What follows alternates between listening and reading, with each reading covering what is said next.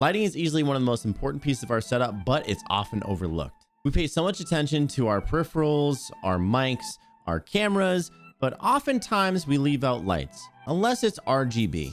But to defend all of us gamers, who doesn't love RGB?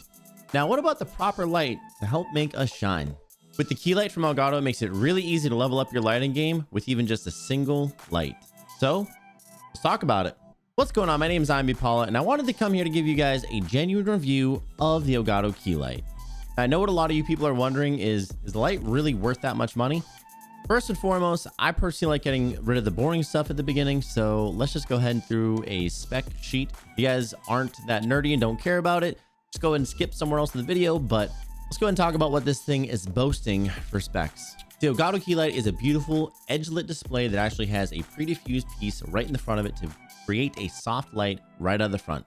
This sleek light boasts 2800 lumens, which means it can light up just you or your entire room if you really wanted to. The Kelvin range on this, which by the way, I have a Boston accent, so in case it sounds like I'm saying Calvin, I am saying Kelvin. The Kelvin range on this is anywhere from 2900 all the way to 7000, giving you either a cool kind of a tone or you can get yourself a nice warm tone. So in case you haven't seen the light of day for a while, like myself, you can kind of give yourself a nice tan. It also comes with a clamp that attaches right to your desk and is also software enabled. Talk about ease of use. So what does all this boil down to? It's a soft light, it's a bright light, bi-color, so you can either get warm or cool tones, and really easy to use and set up. Speaking of setup and getting done with the boring stuff, let's go ahead and take this out of the box and set it up. First thing you want to do is pick a spot on your desk where you do want to clamp this. Secondly, pick what orientation you want, either vertical or horizontal, and then make sure to mount that light to the top of the ball head. And now lastly, you need to decide, do you want this light facing at you or do you want this light facing away from you? Now I know what you're thinking. Why would I face the light away from me? Hear me out. Sometimes the Elgato Key Light can be extremely bright, and having that light shining on you for hours on end can be a lot. If you take this light and you face it away from you and then have it bounce back at you, it actually even softens it more. Now, in some cases, you might want to face this directly at you, like as if you have a green screen, then you're probably gonna need as much light as you can get to get that green screen nice and crisp and clear out of the picture. But for other people that are using webcams or just mirrorless cameras with a regular background, such as this, you can just go ahead and face that light away from you. All right, we have this physically set up on our desk. Now we actually need to use the app to set this bad boy up. So keep in mind, this device actually emits a Wi-Fi signal, and that's how it actually connects to your device in the first place.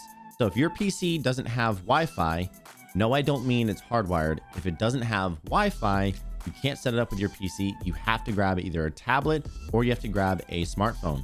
But don't worry, it's just for the initial setup. After that, any hardwired device like your computer that's actually on the network will be able to control it. All right, first and foremost, make sure you download the Elgato Control Center app, either on your Wi-Fi enabled device or your smartphone, like in this image. Now, when you open that app, you'll actually get a screen asking you to connect directly to that device via Wi-Fi. When you connect to the Key Light, it'll actually ask you to type in your Wi-Fi name, and then bam, you are all set up and ready to go. Now with the software officially set up, you can go ahead and control that light anywhere from 3% brightness all the way to 100% brightness if you'd like to. Now, when it comes to getting these settings correct, it's going to be completely different for everyone. Such as myself, for my camera, I use a Sony a6100 with the Sigma 16mm 1.4 lens. So given that setup, I actually point the light away from me. I have it at 75%, and the Kelvin is actually set to 3850 because my room is a little bit cooler and stuff like that. So I try and give it more of a warm tone. And like I said, I don't really get outside, so I like to fake that I have a tan. I'd recommend just playing around with the settings and then see what feels right to you. Another cool feature of the Elgato Key Light is actually you can connect it with the Elgato Stream Deck, which is pretty awesome. So that way you can control all the same things of the brightness, the Kelvin range. You can even add multiple commands and stuff too to either change the brightness when you change scenes, and a plethora of other options as well. So let's take it away with Future B Paula, and he'll show you how to set it up. All right, what's up everyone? So we are at our computer right now. We're going to add this to our Stream Deck. So let's dive into it.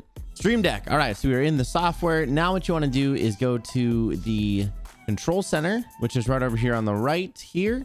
But if you don't have that and you don't see it, then what you want to do is come down to the right hand side where it says more actions. Once you click on more actions, this will open up. So it might be at the top like this. If not, just go ahead and type it in. Control center, search for it. This button will say install. Once you have it installed, this will actually allow you to control the lights completely from the Stream Deck. So if you really want, you can set up multi-action. So kind of like in this right here, if you click on that, it'll actually bring you to this where it shows that I have it where it turns on, set it to a certain brightness, and also set the temperature to it as well. So you can do a bunch of different things. You can even change this by scene too. So you can switch scenes and stuff like that. So that is how you connect it to your Stream Deck and start using it. So back to Passby Paula. So we have this light set up where it's actually working. It's on, it's operating. We can control it with our smartphone or our Stream Deck. So now you really are asking yourself, what makes this light so awesome? That's a really good question. Let's go and talk about the pros of this actual light. Not only is the Key Light easy to set up, it's also super accurate. This thing has a 95% CRI. By the way, if you don't know what CRI is, it's basically the actual true representation of color when the light hits it. Accurate and precise controls on it, which makes it super easy to use. Slim design, so it's not taking up very much room. Built with and tested for quality, which by the way, I actually dropped my Key Light from where it sits all the way down on my desk. And it chipped my desk. But the Key Light, wow. One thing that's very different about this light is that it's edge lit. What that means is unlike other LED panels where they're actually facing the LEDs directly at you, they actually face them inwards, which means it bounces around on the inside and then comes out, which makes it a lot more soft and flattering light. So it's not just blinding you. You could get away with using just one of these lights and that would be all you need. That's all I use in my setup for all my lighting, except of course RGB. So a couple of things about this light that might not be so bright. Number one, $200 is kind of a steep price for any new streamer or someone who's just beginning their content creation. So kind of a high price for a light when you're starting out. This doesn't have any kind of manual controls, which means if you ever want to bring this from one place to another or bring it on like a shoot with you or something like that, it is not portable and it has to connect to Wi-Fi. So as long as you can connect to Wi-Fi, you could in theory use it, but it'd just be way easier if there was like knobs and things on the back. But all this thing has is just an off, on, and then a reset button. That's all. What are our final thoughts about this? Overall, this is a light that is fantastic. It's well built. It has super awesome, accurate colors. It's very easy to use, easy to set up. And believe me, being a streamer that deals with technical difficulties, we don't want to have to deal with any more issues than we have to. Our computer changing our sound sources every single time we turn it off and turn it back on. Now, I know you're saying that $200 is a lot for a light, and there's probably some other things on Amazon that you can get for a lot cheaper. However, you can't always guarantee with all of them that the CRI is being actually truly represented, that those pieces are actually being tested for quality assurance like Elgato does for their lights, and they're also not app and software enabled and controlled. There's a lot of other arguments you can make that this light is actually worth it. Now, don't get me wrong. When you first start out, I don't really know if this is the first initial investment you want to make, and you don't need this light to have a good light. For instance, I actually ended up using a lamp light with a shower cap on it. This is literally the light that I used to use. I used to have a shower cap over it, which I guess I lost, but I literally used to use this for the longest time. I used to point this at the wall and have it bounce back at me. I used to use a shower cap to diffuse it to make it a much softer light on me. Now, I will say that eventually down the line, you do like to invest in your equipment, right? You want better microphones. You want stuff that makes your life easier. You want something that is very accurate, great quality. I mean, who doesn't want that stuff? But again, it's an investment where you make that eventually down the line, not right off the bat. Unless, of course, I mean, if you have the budget for it, then by all means, go ahead and buy them. Buy two if you really want to. So still at $200, I would gladly pay that price again for that light because it is just so easy and simple to use at the end of the day. And that about wraps it up. So hopefully this video helped you make a decision on if you're going to invest in a key light or not, or if you're going to get crafty and use a clamp light like I used to. Don't forget to leave us a like on the video if you enjoyed the content. If you want more content curated for streamers, then hit that subscribe button. Now, just because I'm curious about this, if you've done any other weird lighting things like I did with the clamp light, let me know in the comments below. I really want to see what you guys have come up with as far as creativity.